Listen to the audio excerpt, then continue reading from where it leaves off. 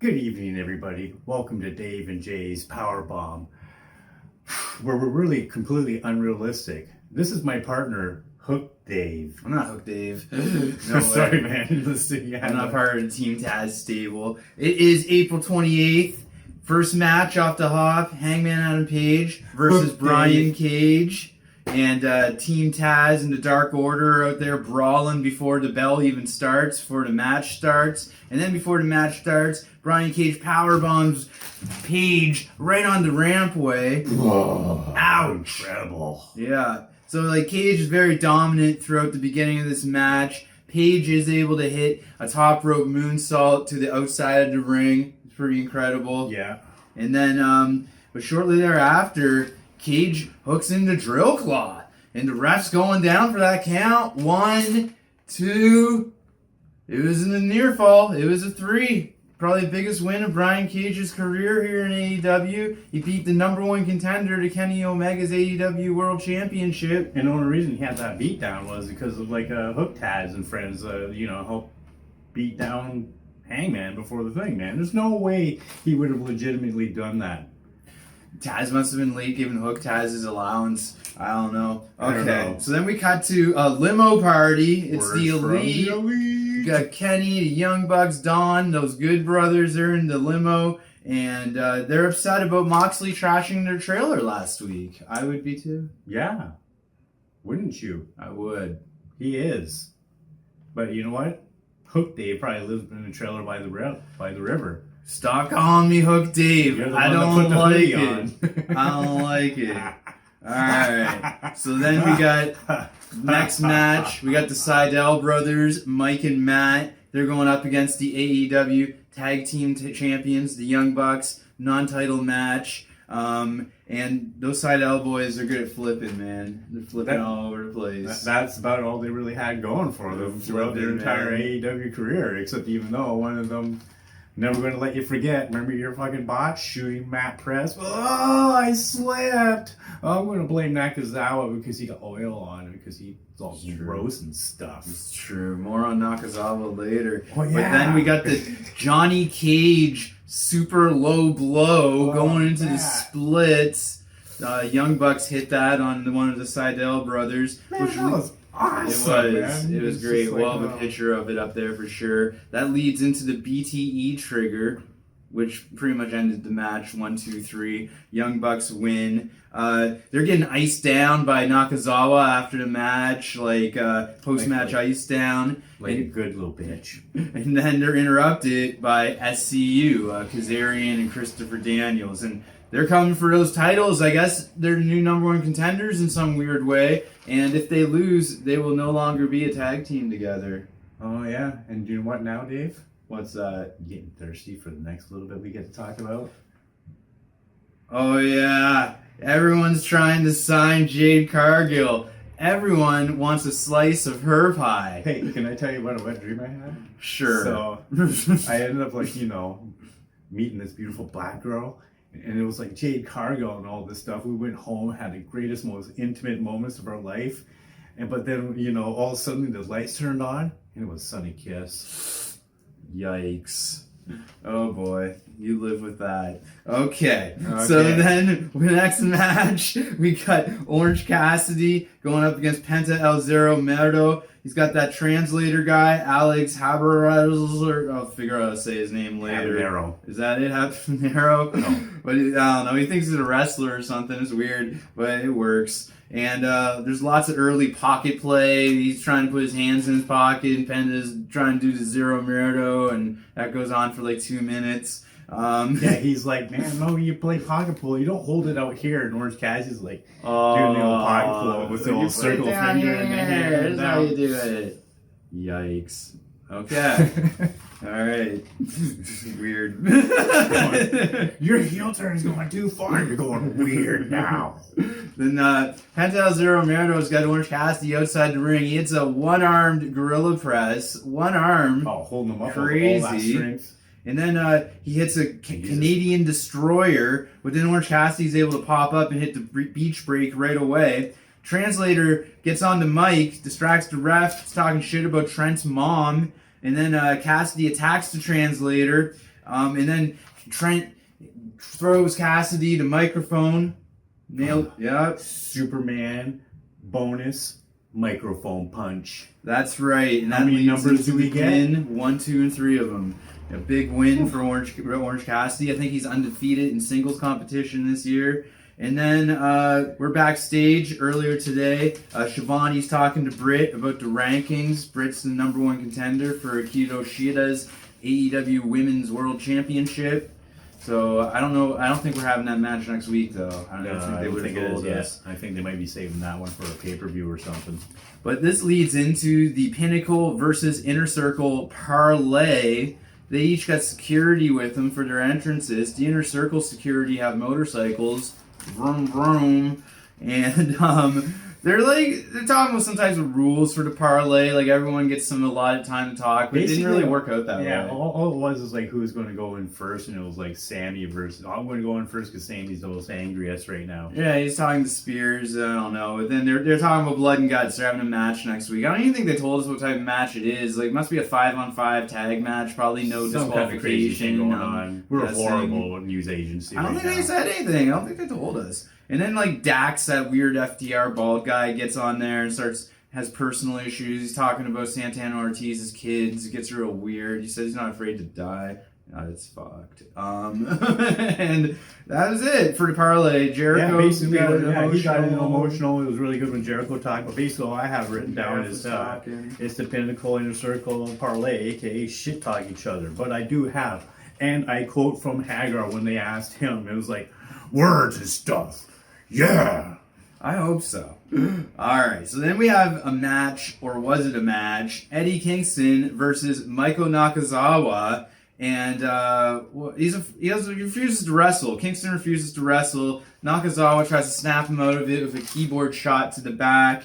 And then Kenny and Don arrive. Kenny's like, we're sending him to goons. But Kingston hits that stupid spinning back fist. And then he's like threatens to break Nakazawa's ankle in the chair. We had some terrorism against our champion with this action going on here. Wouldn't you agree? Yeah. Dave, I almost said it again. And then you got Cutler. They're gonna break Nakazawa's ankle. Kenny says that Nakazawa knows what he signed on for. And then they send out Cutler. They toss Cutler out there. He's like on the ground. Yeah, no, he's supposed to like come out as like a boss man. I'm like, what the hell's going on? And then who shows up? Moxley sneak attack. He locks in the sleeper on Omega. And face turn on the box. It's garbage. And then they're like making demands because they're gonna break Moxley's ankle, and Don's out there. Like, where were the Bucks and the Good Brothers? So then they make a demand. So their demand is a tag match next week. It's gonna be Moxley and Kingston versus Omega and Nakazawa. Blood and Guts. And the date for Blood and Guts is May 5th next week, guys. Wednesday, May 5th. Woohoo. And what happens after this? Christian's backstage, and Tazz is talking backstage, and Christian says Tazz wishes he could be Christian, because Tazz is just leeching off these young guys. Turning heel here. Yeah, they'll do that to him, man. And this leads into a big match for tonight. We got Penelope Ford, a favorite of Jay and I's, versus Kris Statlander, huge favorite of Jay's. Penelope's got Kip with her, and Kris Statlander's got Orange Cassidy. I think there's something going on between those two. Oh, probably. Kris and Orange. Okay, so Statlander hits this new move called the Solar Eclipse. We might have a picture of it up there. They're going back and forth. Statlander locks in that Big Bang Theory, drops it. 1, 2, 3. Oh, man. Bonus points for Penelope Ford and her hair, which accentuated her face. That was super cute, girl. Oh. She looks great. Good-looking woman. Post-match, Statlander hits that boop, the salt on the wound, insult to injury, so to speak. Fun to see. This leads into a match. We have the Nightmare Factory, or The Factory, the QT, Nick Camarado and Aaron Solo. They're going up against the Nightmare Family, which is tonight anyways. Lee Johnson. Billy Gunn. Mr. Ass. And Dustin Rhodes. Gold Dust. Yes. So the QT and his friends get off on a private bus. They have a private bus. QT's kids aren't going to college. I mentioned a whole bunch of other company names. I deserve a shot to the chest. I'm sorry. What the fuck is that? I don't want to hurt you, man. You want one? Seriously? Yeah. All right.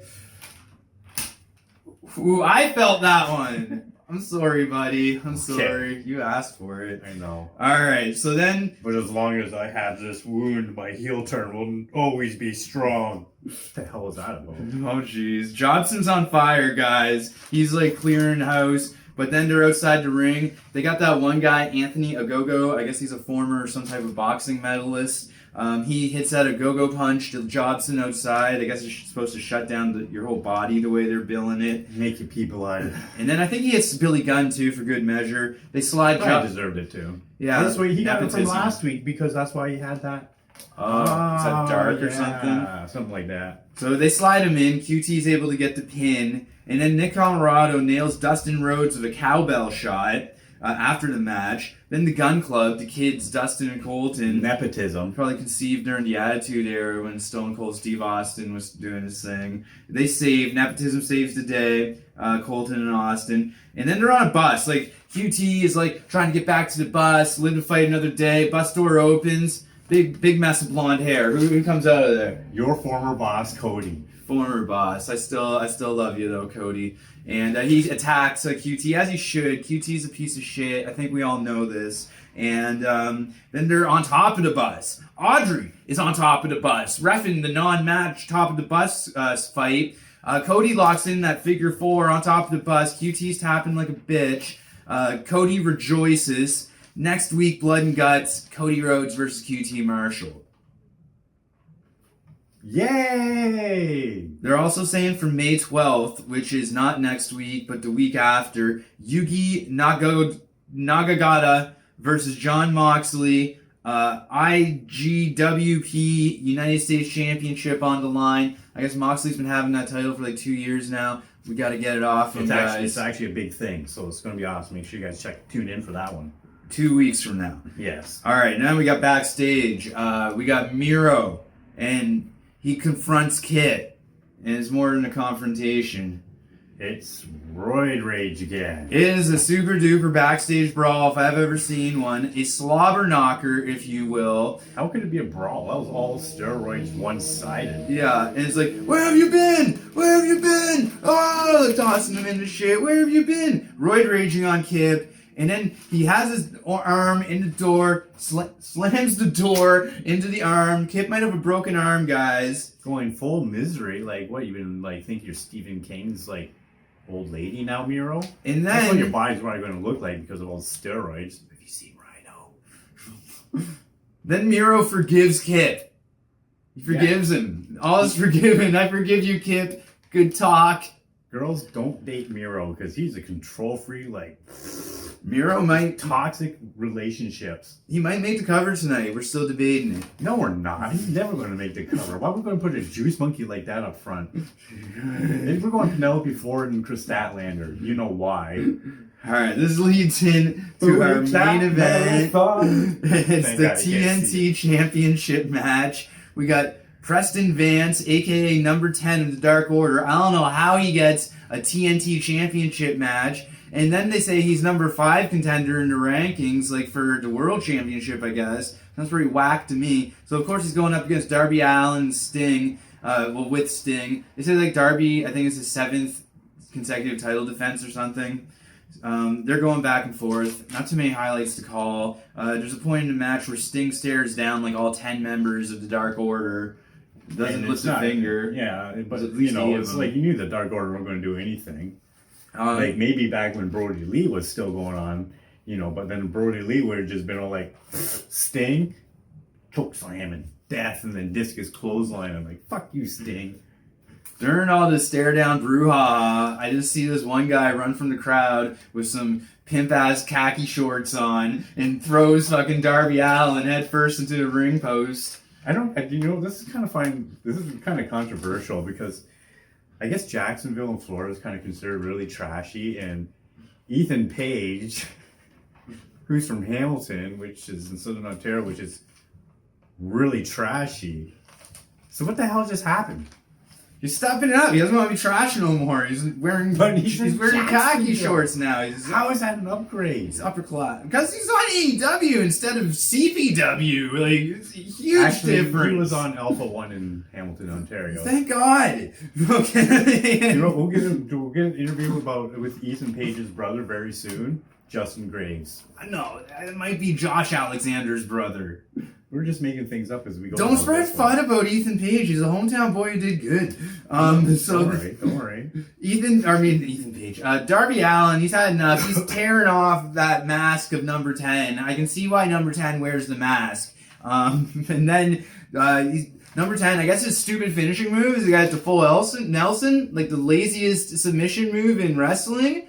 And so, Darby is able to reverse it, by stepping up the turnbuckles and into some stupid tight pin. And he wins. He defends his title. He pulls another sneaky one. Last week, he won his last championship, pulled a sneaky one. Before that, guess what?